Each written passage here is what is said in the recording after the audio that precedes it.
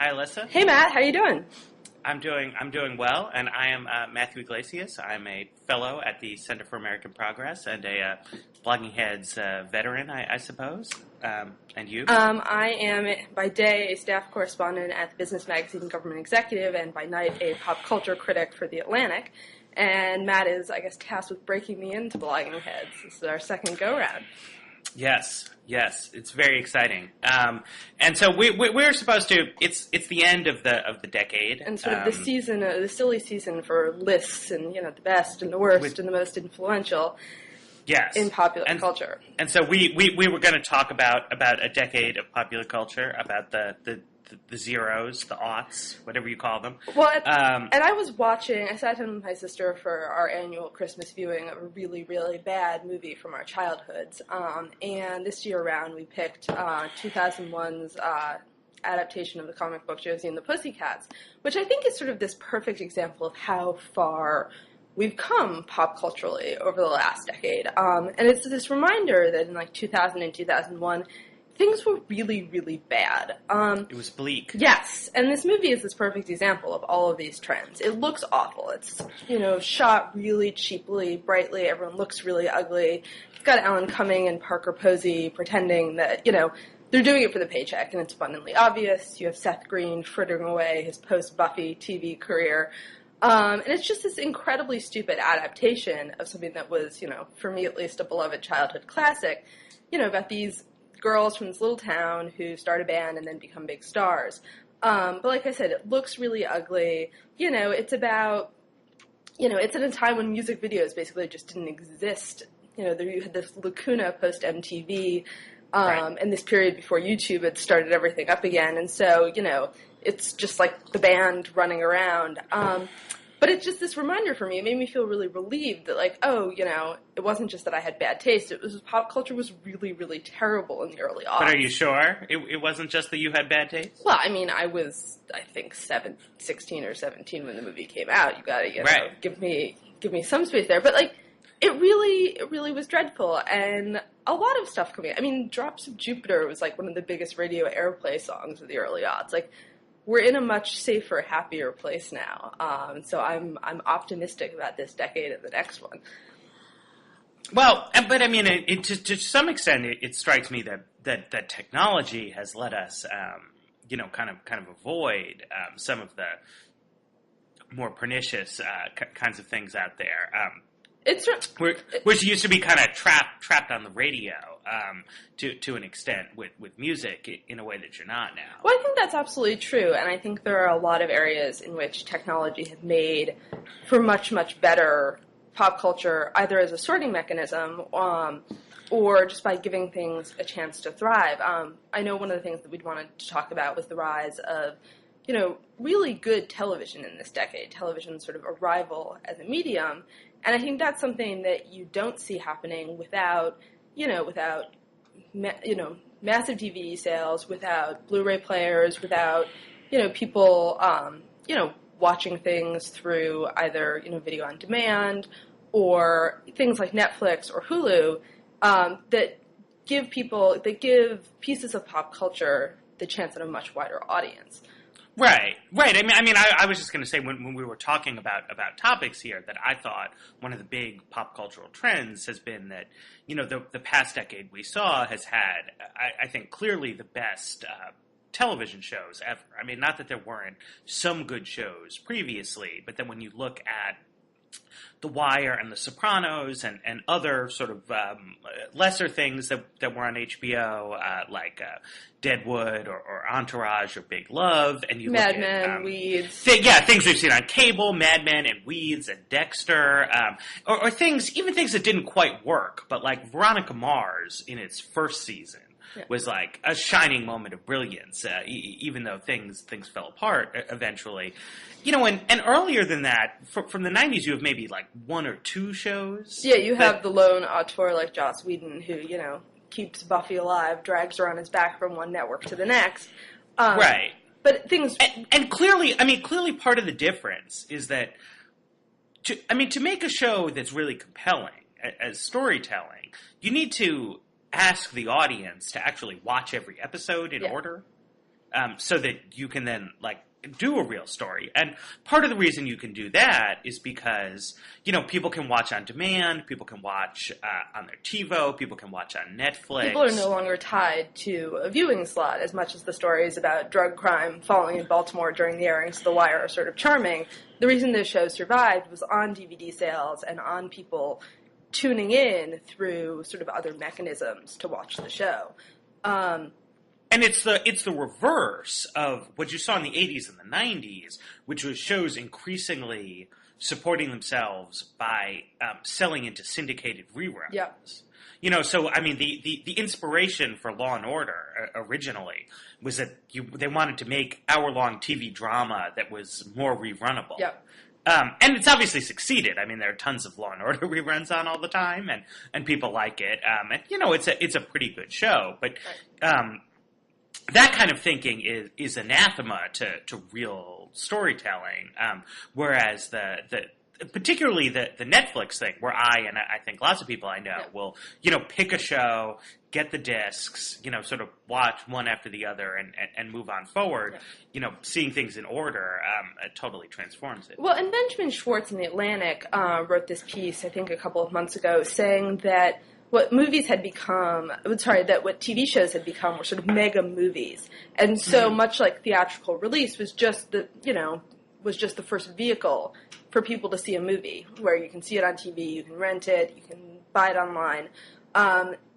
He was saying that TV shows were becoming the same kind of long arc, the multi-hour storytelling. But I think it's also the technology that's changed it. And I think one thing that's been interesting about, our TV culture is that it's absolutely true that we have these great, elite, small audience shows that, as you pointed out when we were talking earlier, sort of have influence disproportionate to their actual viewership. I mean, Banana Republic is coming out with a Mad Men clothing line, right. And, most chicks who shop at Banana Republic aren't, thinking Betty Draper when they walk in the door, but the show has given, the chain something to sell back to them. But, right. Well, and just the ratings. I mean, it's interesting. If you look at how many New York Times articles have there been about Mad Men versus, The Big Bang Theory or something. Right. It's all tilted toward Mad Men, even though the ratings are in fact quite incredibly low compared to sort of uninteresting. Yeah, none of these shows on networks. None of these shows, sort of sadly or perhaps fortunately, are getting to the sort of 2.5 men level of persistence where right. But I mean, what's interesting be killed or the undead. Right. But I mean, of course, what's changed is that now on cable, shows like that with small but loyal followings can survive, can be perfectly viable. Right. So they're not hanging by a thread all the time. Right. Well, and I think that one of the things that was fascinating in the discussion surrounding Dollhouse's cancellation was, people were sort of actively annoyed at Joss Whedon for going with Fox, which, to be fair, gave Dollhouse, which I think was much less good than Firefly, the earlier show Whedon did on Fox that was canceled totally prematurely. Fox gave the show a chance, but the assumption was that Whedon would have been much happier working on a cable network, that the show would have had more room to grow, a better budget, that a smaller audience would have seemed sustainable on, say, Sci-Fi in a way it didn't on Fox. So the assumption is sort of that, anyone who wants to make a smart show on network TV is crazy. And I think that's a sort of unfortunate perception, if only because, even though I don't like Lost very much, it's a demonstration that a network can commit to sure. a long-running, complicated, impenetrable show. Lost is not a show you can just sort of drop into. Right. And I think we may see more of the networks being willing to invest in these kinds of high-quality, complex right. shows, even if they air them at unconventional hours, on Sundays, on weekends. I mean, there are a lot of options here. Sure. But it's true. I mean, the contrast between sort of Firefly and Dollhouse and their cancellations and the fact that in both cases, you had fans who are disappointed, I think it shows a lot about the progression of the broader market, that when Firefly went down, it was sad, but also seemed in its way unavoidable, that this is sort of what happened to TV shows Yeah. that were precious. Whereas by the time Dollhouse came around, it just seemed like a mismatch between a person who consistently inspires small but very, very loyal followings and a network television model that's based on broad, shallow followings. Whereas there are lots and lots of shows now running for years and years and years on what's really a model that Joss Whedon pioneered in a lot of ways, but now has not actually connected to, how it's come to bloom, and he hasn't really gotten on that bandwagon. But in a general sense, now it's an important part of popular culture in a way that Buffy was such a unique outlier at its time. And now it would be one option. It would have to compete, and that might have been a good thing for the show as well as for its competitors. Right. But, and the discussion of Whedon shows in particular brings up something I wanted to discuss, which I think another big sort of mega trend, even if it's not something that's discussed very much, of the aughts is sort of the rise of fan culture. I think Whedon was sort of unique in that, his shows had these obsessive followings, they had message boards earlier, and now I think there's much more, there are much stronger fan communities for a whole range of pop culture phenomena, whether it's Harry Potter, whether it's Twilight, they're running Star Trek DVD ads like they're confessionals. It's like people are saying, I thought I was the only one, I was alone, and then of course, A Nation of Millions rises up, goes to see Chris Pine as Captain Kirk, and the rest is history. But I think I actually find it really heartening that we've seen evidence of these kind of obsessive mass cultural phenomena. I don't know if you know very much about the educational movement, cultural literacy, which argues that, all school children should know the same things. And there are a lot of problems with the way that that's originally promulgated, right? Like, it's hugely Eurocentric. It doesn't take into account what might be learning, might be relevant, where there should be variation. Sure, not enough cable television. Exactly. Right. But I like the idea that, despite the fact that our popular culture is really fragmented and there are a lot of options, that people still come together in large numbers around some of these phenomena. I find that kind of heartening. Maybe that's just me kind of being a sap and really liking going and standing in line at midnight and buying my Harry Potter book, and I'm just a dork. But I think that's kind of a good thing, that there are still, there's national conversations that are possible around some of this. Right. Although, I found myself caught up in Pottermania sometime between when I guess the sixth book was released, and a lot of my friends were sort of going crazy for it. And so then I was like, well, whatever. I should check this out. And I read all six books, in the interval between when the sixth and the seventh came out. So then when the final book came out, I was kind of all in. And there were like a whole bunch of people over at the group house I was living in, and we were all reading our brand new copies of the Deathly Hallows. And I have to say that when I finished it, I felt sort of I don't know, hollow and empty inside, but not quite like something great had been taken from me, but that something ridiculous had just been embarked upon, and that, I don't know, like, I felt like I'd been actually participating in a mania almost, for its own sake, rather than because I was genuinely all that interested in it. That's fair. And I do think one of the things to be, sort of chary of, I'm not sure I feel as enthusiastic about Twilight as a mass phenomenon as I do about Harry Potter. The books are really poorly written. They're also really, really, really sexually creepy. Well, right, and like with Twilight, I felt like I've seen lots of people like get into the Twilight phenomenon, even though they don't really like the books or approve of the thing. Really, you see people just get like carried away?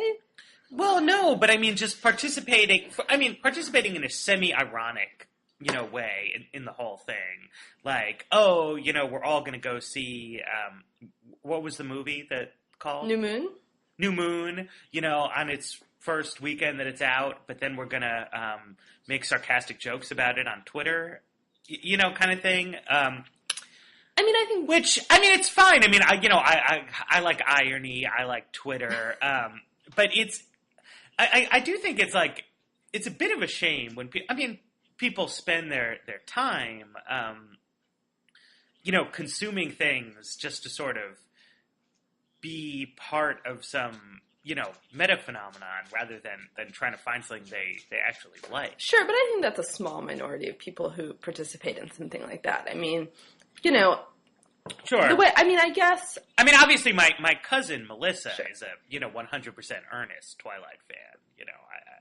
I shouldn't deny that. Right, and I think the question, Twilight raises a couple of questions for me, right? I mean, are the 11-year-old girls who are reading it, getting all swoony, going to go on to more sophisticated vampire literature or literature period? I mean, one thing the book does do that I give it credit for is name checks a lot of the romantic classics, and if some 12-year-old gets real excited about Wuthering Heights because Bella and Edward spend a lot of time comparing themselves to the characters and then, reads a serious work of literature as a result, if it sparks a reading culture, I think that's probably a good thing. I don't think anyone should feel like they have to participate in a cultural phenomenon just because it's out there. I mean, I know a lot of people who haven't ever read the Harry Potter books, and I think that's fine. Really? No, it's not fine. It's not fine? You're going to judge them? Yeah, they should be locked up somewhere. Azkaban. Fair enough. I mean, I think the Potter books have, whether they're really satisfying or not, whether they're worth the hype or not. I mean, I thought it was a little over the top when J.K. Rowling chose an epigraph from the libation bearers to begin the Deathly Hallows. I mean, that's comparison doesn't really track there. But right. Yeah, so Twilight though in some ways is I think more typical of the sort of tween phenomenon. Sure. That we've seen the rise of in a way that's I don't know that you want to say it's pernicious because ultimately people of that age are sort of bound to not have super sophisticated tastes. But I feel like there's more visibility of kids that age and what they're into than there was even in the recent past. Well, because I feel like on the merits I should be completely isolated from the question of what do 12-year-olds like. And I don't have any 12-year-old children. None of my friends do. I'm either too young or too old to have any contact with people that age. But yet I feel I'm actually very aware of their stuff. Well, I mean, that's the effect of them having more money to spend and people spending more money on them. I mean, do you actually think there's been sort of an infantilization of our popular culture? Because I think if you look beyond some of these big popular series, that's sort of decidedly not the case.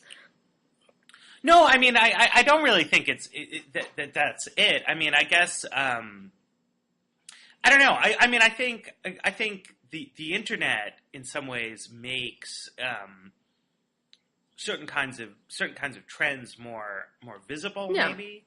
I guess you started this out by saying, right, that you see communities of interest. Absolutely. And just the big thing that the internet lets people do is that when a community of interest exists, you can turn it into something. Absolutely, and I think that has substance to it, and so you see that. Well, I think it also has become more acceptable for people to sort of make their lives in fandoms and in fan communities. I actually wrote about this a while ago for the Daily Beast, but there's this organization called the Harry Potter Alliance, run by a friend of mine, Andrew Slack, that organizes political activism based on sort of Harry Potter-esque principles. And some of the things that some of the campaigns they have track more directly than others. They do things ranging from anti-genocide activism, because we should protect Muggles and killing them off is a bad thing, and they also, they do things like encourage people to do anonymous acts of kindness for service workers. Well, that's nice. It is nice, but the principle, it's. They're very explicit about it not being a political organization, it not being sort of a liberal values or conservative organization, although they do some gay rights activism. But they really are invested in this idea that Harry Potter can be an organizing principle for the way people live their lives and do their politics. And I think, 10 or 15 years ago, that would have been a lot dorkier than it is now. It's, I'm not saying that. It's still, fairly dorky. Right, but it's also, it's the kind of thing where they can raise a reasonable amount of money and, rope in some political figures who might have been sort of leery of it otherwise. No, that's quite true. Yeah, and I think, you see that in, I think, the huge rise of fan fiction, which I think has its roots in, earlier than the aughts, but, you have people writing book-length, Harry Potter sequels, doing that not just for Harry Potter, but for a bunch of, I think the fact that, Comic-Con has showed up as a plot, as a, sort of setting in a bunch of police procedurals. Our culture is much more sort of fandom-oriented than it was 10 years ago. Right. And, I think you see that in the fact that, almost all of our blockbusters these days are superhero movies or sci-fi movies. Right. We're not... No, I think that's definitely right. And that's, I think, the sort of the internet has a lot to do with that. It provides a channel for sort of fandom. Yeah. That used to be very kind of hard to navigate. Right. It's much easier to find people, It's... Right. Well, and it becomes just a kind of a force multiplier for cultural products that can attract that sort of a fan base. Yeah.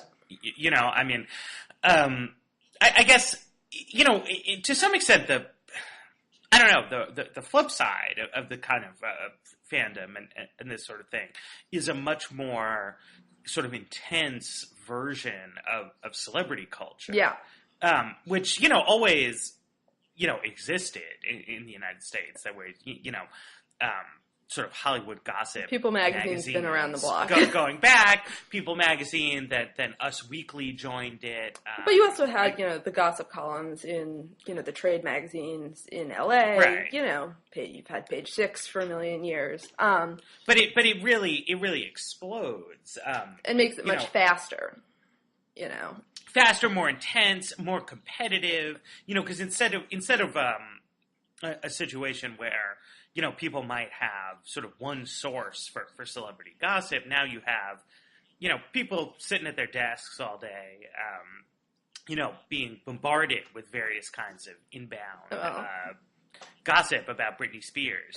Yeah, well, and I think one of the things that's interesting, is the competition among the gossip blogs. There's been a frequent complaint that Perez Hilton, who's arguably the king of the Hollywood gossip bloggers and who I read much more obsessively than I like to admit, there are people arguing that he's gotten slow. And he, it's amazing that someone can go in a couple of years from being the fastest, the nastiest, to really be usurped and pushed aside. And I think one of the things that's interesting about the gossip bloggers more generally is that unlike the celebrity weeklies, which pay for cover stories, which will negotiate over coverage, the celebrity blogs are, they're nastier. They can get downright disgusting and sexist and really scary, but in a way their journalism is pure because they're, now that the existence of celebrity wire services means pretty much everyone who wants to write about celebrity has the same level of access. News moves really fast.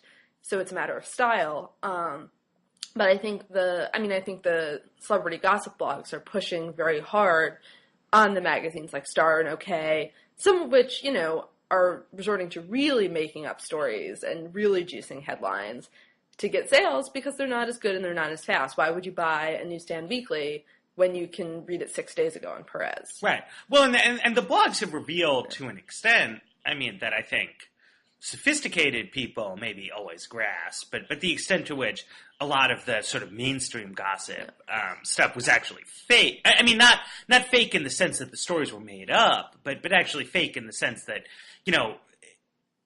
it was being done deliberately between publishers and PR people and was actually all very sort of above board and negotiated. And that on the blogs you started to see, people getting even more real, in terms of genuinely getting their noses into stuff people didn't want out there, being genuinely mean about celebrities, in a way that taps into, sort of what people want to read, but also creates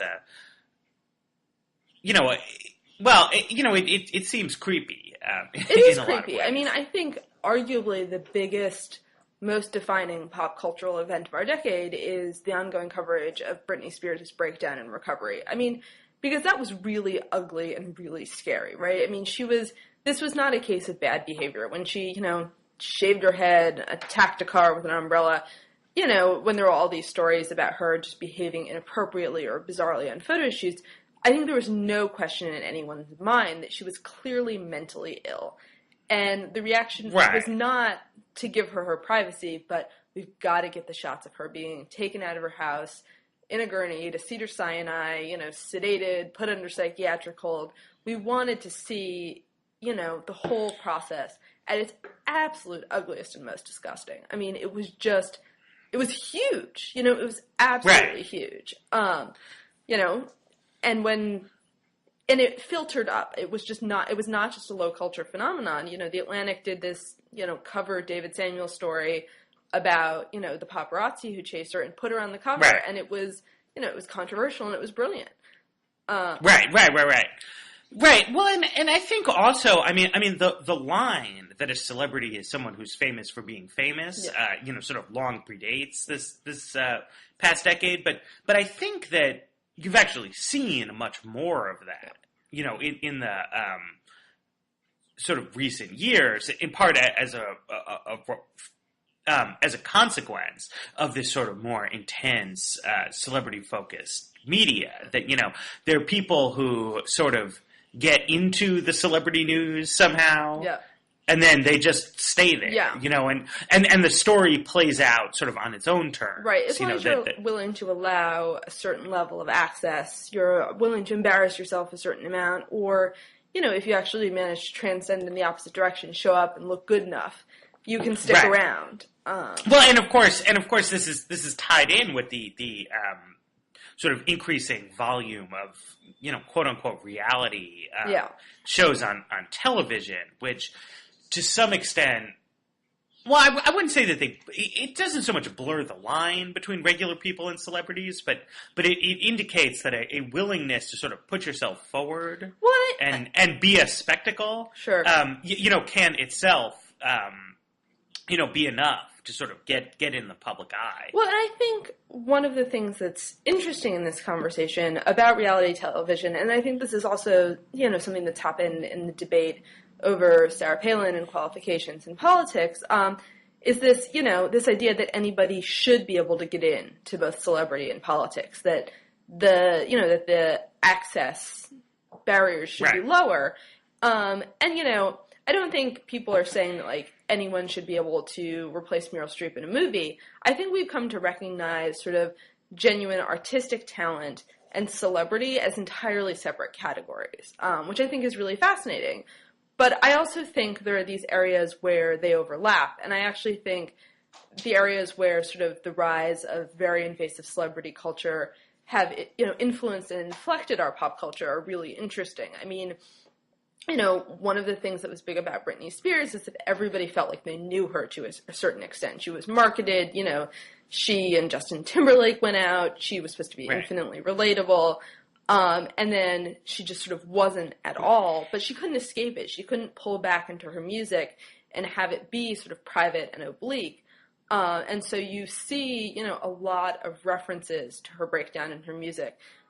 Piece of Me, the album she did on Blackout, which was the album she released sort of mid-breakdown before she was really put under psychiatric care, put into a conservatorship. Piece of Me is a great song about celebrity culture. It starts with this line, I've been Miss American Dream since I was 17, and, just talks about how she cannot escape her reputation. Her reputation has become the thing that's salient about her music. And they feed on each other, and I think that's very commercially successful for her, but I imagine it's also extremely difficult for her.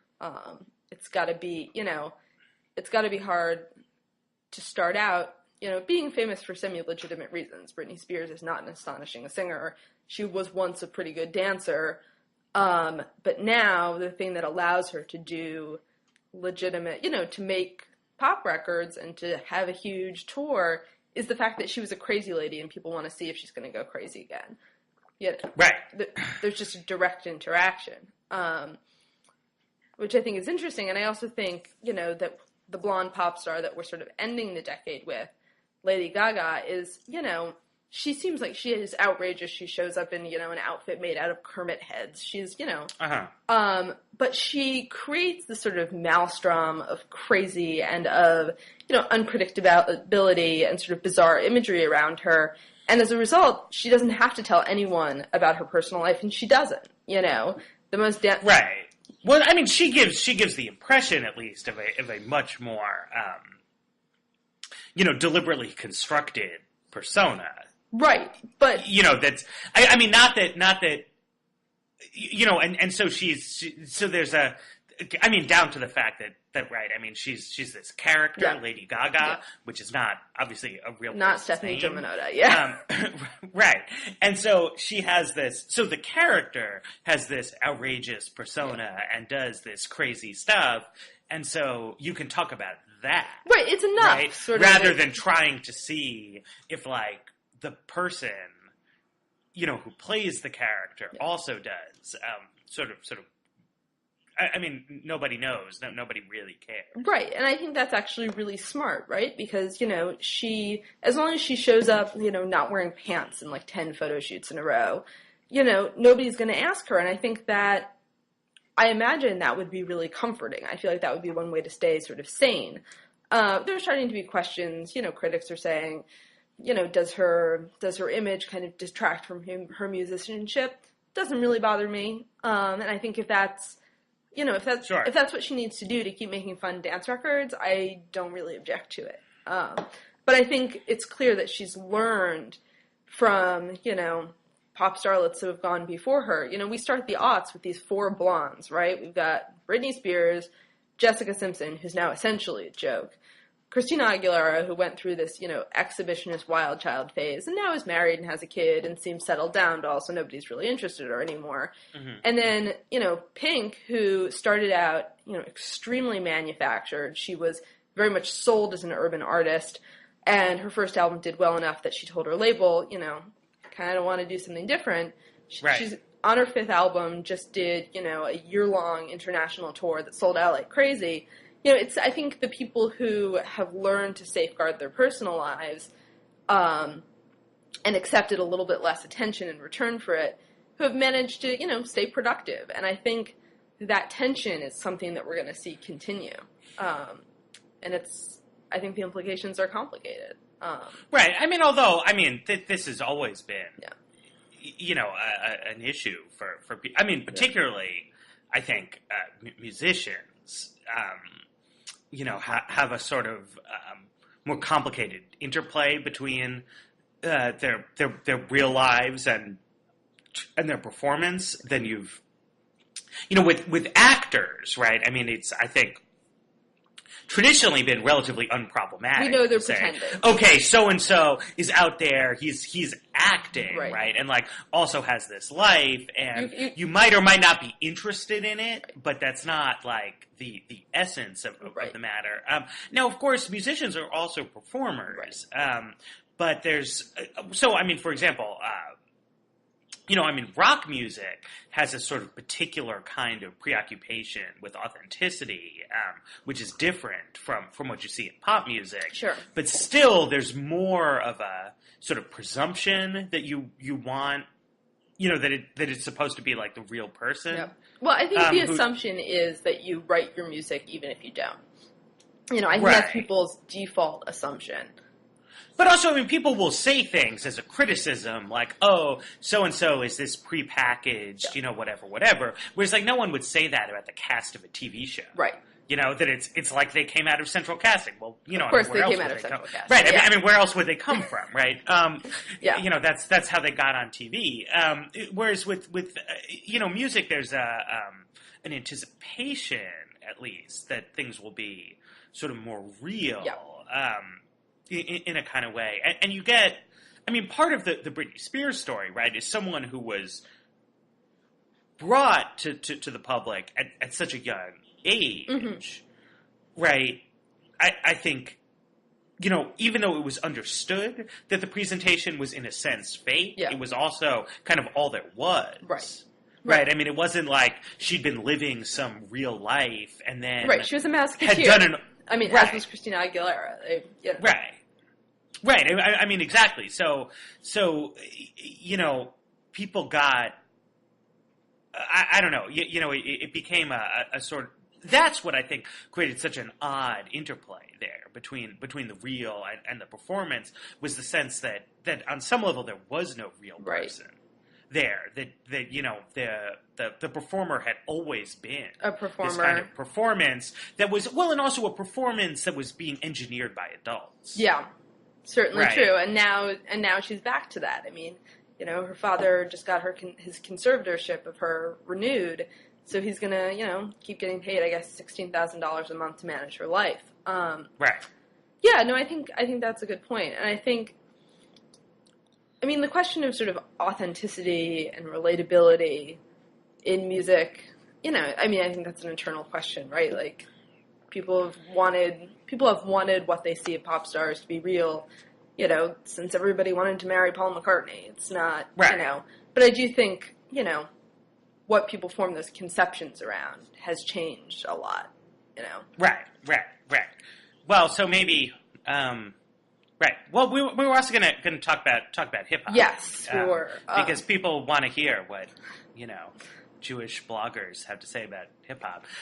Clearly, where yes, which has. But I think that was popular in the 90s, but has really become, I think, in some ways almost dominant as a musical form now. I think you're right, and I think the fact that you've got two nerdy Jewish bloggers getting together to talk about hip hop is kind of an example of that. I think hip hop is much more. It's something that more people can claim, and that's a sort of uncomfortable sentiment. I maybe want to walk that back a little bit, but I think many more people now, can sort of relate. You there? Yeah. Okay. Sorry, I lost you for a second. All right. Well, let's just keep going. Sure. What I was going to say is that I think many more people can find hip hop relatable than they could in the late 70s or the 80s or the 90s. And I think that comes from a couple of different directions, right? Like, I think Kanye West plays a huge role in that. Since, he does some of the, sort of poses about maybe having sold drugs and Jesus Walks and, talks about driving around with his boys on Drive Slow, but kind of keeps all of the, the stylistic and lyrical conventions of the form, pairs it with better producing, and then, doesn't particularly try to be urban. Doesn't, like, there isn't as much, he's still projecting an enormous ego, but, it's not so much about, about like a theoretical lifestyle that's supposed to be distant from white listeners. Right. And I think, Eminem plays a role in that too. Like, he's super self-conscious about being white in the medium, raps about it extremely explicitly. But, and is much more sort of, lower class economically, coming from a distressed urban setting. But he looks, and is very upfront about this. It's, using black music to pull in white listeners. So you've got, it's an interesting progression. Right. And I'm not. But I think, so to me, something that I think's been notable is, I've been looking at, I've been seeing a lot of lists lately. Yeah. Because it's the end of the year. It's the end of the decade. And if you go to sort of, a person or a site that you think of that is, primarily written by white people, for a primarily white audience, presumptively. Yeah. And they're like talking about the best albums or songs, of whatever period. And you will see usually on their list mostly sort of rock or pop music by white people. But with some hip hop on it. Right. And the tendency I think that's really striking is to see, the rock albums are all these sort of small indie bands that, you hear on your internet distribution channels, but like not on the radio. But the hip hop, although it's a smaller portion of the total, tends to be like really mainstream commercial stuff. And I think more highly rated. I mean, Right.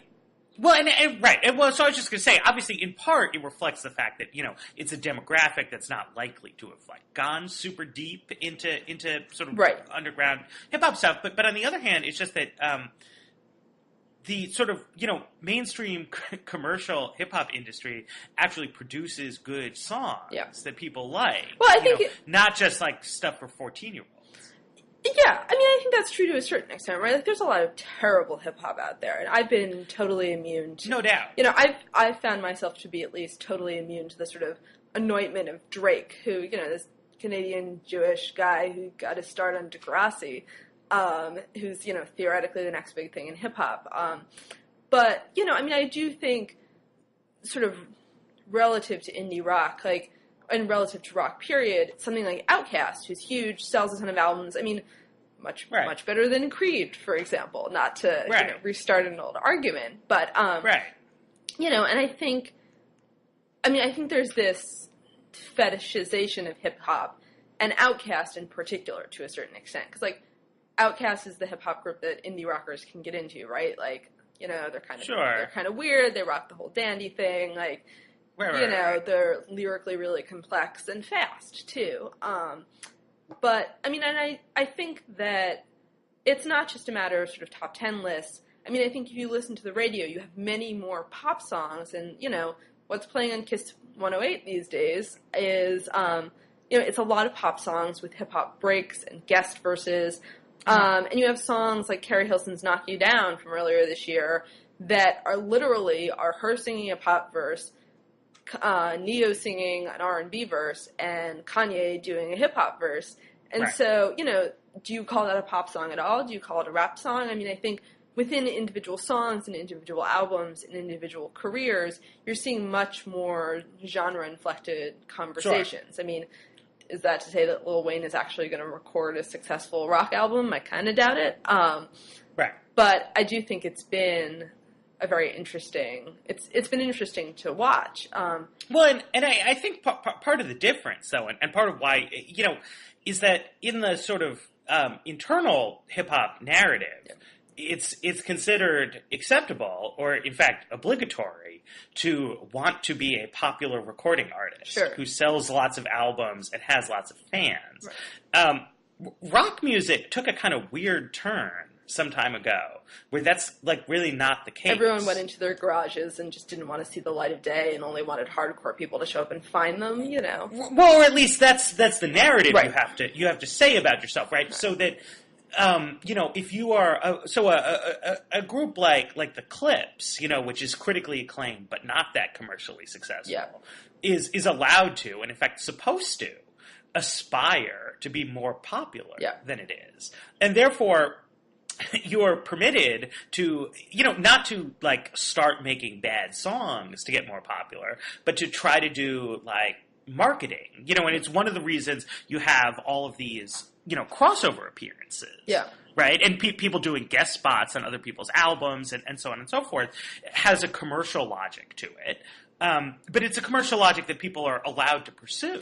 And so then you get artists like Jay-Z, like Kanye, like Outkast, who are very successful. They're not ashamed to be successful, right? I mean, and they're also good, right? And so then part of they become certainly in Kanye's case and Jay-Z's, entrepreneurial figures who are involved in trying to popularize other performers, right?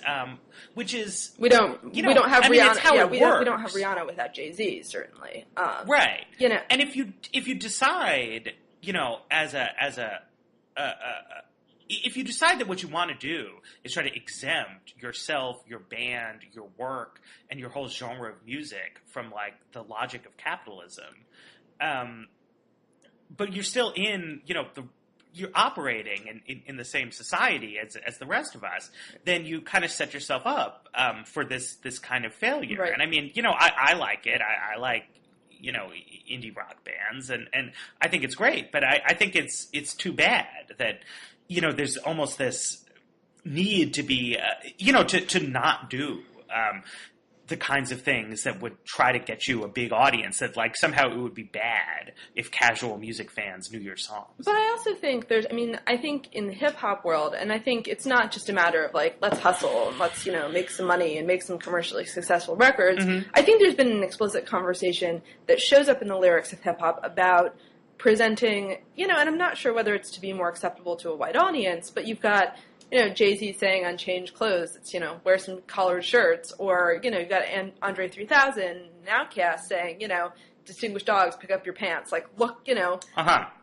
there's been, an internal conversation about sort of how people should look and how people should present, and that conversation has trended away from, don't wear baggy pants, do your hair, like wear some nice, don't just wear sneakers. And I think that, the conversation about making hip-hop acceptable to white audiences is partially a conversation about marketing, and is partially a more internal cultural conversation that, I think white and mainstream audiences have benefited from, but that is, I don't know that I feel like we have a right to pronounce on its impacts. I don't know. I mean, I think it's something that I feel complicated about, and that as a white critic who likes hip hop a lot and writes about it, I feel ambiguous about some of the time. To what extent is stuff being sold to me or cleaned up to me, for me, and I like it. I'm glad it's happened, and I'm glad it's out there. But I think the conversation and the progression, as with all of this stuff, is really complicated. In this case, it's just, it's inflected by race and ownership and origin, and, a whole bunch of other issues that I think... Right.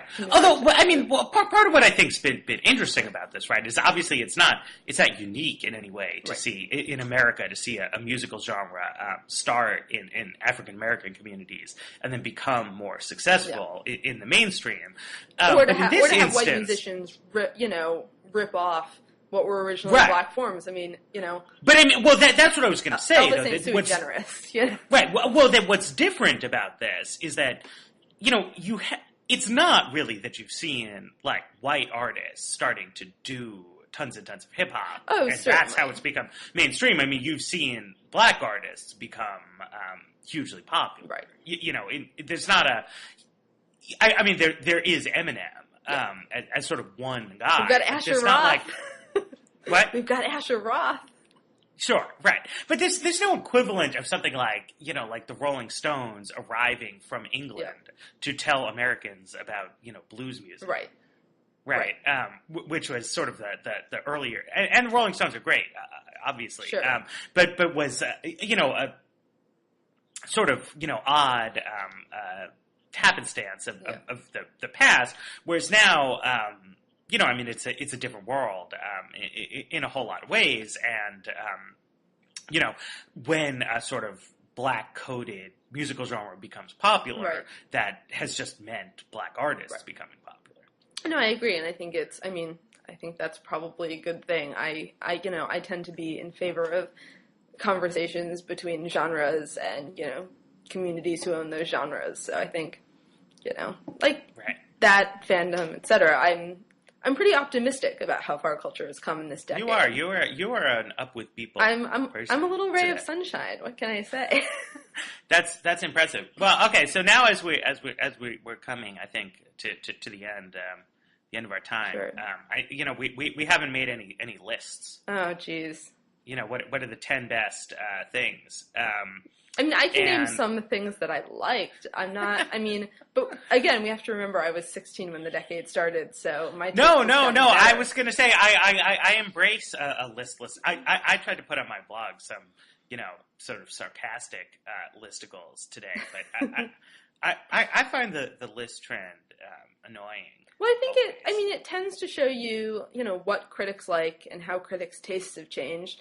But, I mean, I also just don't think that, like, you can look back 10 years and feel about something that you heard then the same way you felt when you heard it or watched it or saw it for the first time. And so it's not, you know, if you think, like, Lady Gaga's The Fame is really awesome, you know, that's going to be influenced by how you felt when Britney Spears dropped Toxic. It's like, I think lists are useful if critics are using them to explain sort of what their worldview is and how it's changed. But I just, you know, it's not that useful for me to know that, like, right, you know, the collected wisdom of Pitchfork, you know, feels a certain way about a certain album. It's, you know, I have my own. Well, and I just always feel, I mean, to be a little pedantic about it, but that, like, these lists, I think are valuable if there's, like, a very precise scope for the list. Yeah.